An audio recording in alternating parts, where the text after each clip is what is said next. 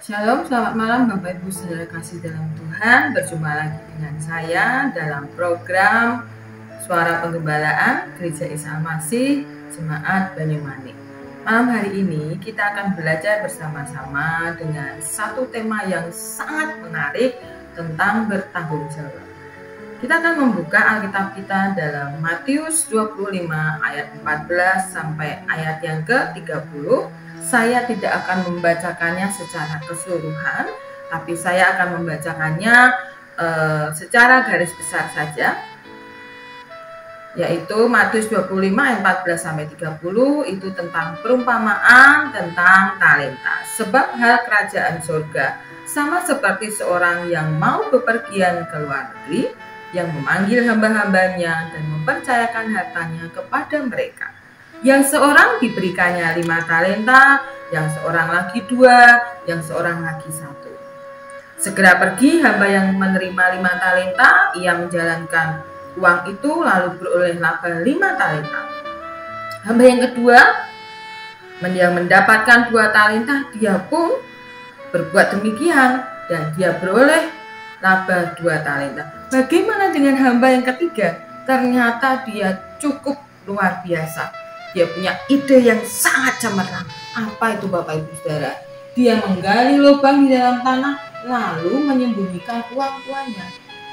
Nah, dalam perikop ini yang kita belajar bersama-sama, sang tuan yang hendak pergi ke luar negeri, dia mempercayakan akan talenta itu kepada ketiga hamba-hambanya.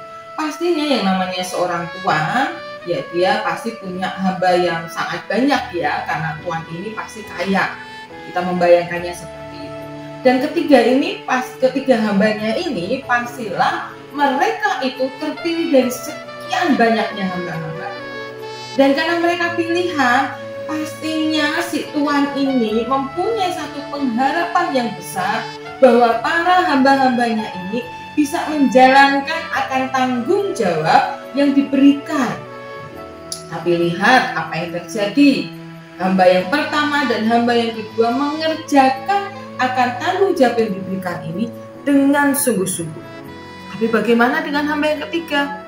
Justru dia tidak mengerjakan akan tanggung jawabnya. Ketika kita diberikan talenta oleh Tuhan, ketika kita diberikan kemampuan oleh Tuhan, maka pergunakanlah talenta itu dengan segenap hati, semuanya untuk kemuliaan Tuhan. Jangan hanya dipendam saja. Karena ketika kita terima talenta, maka di situ letak tanggung jawab kita. Ada sebuah cerita Bapak Ibu Saudara kasih dalam Tuhan. Jadi cerita ini tentang seorang anak yang bernama Zafran.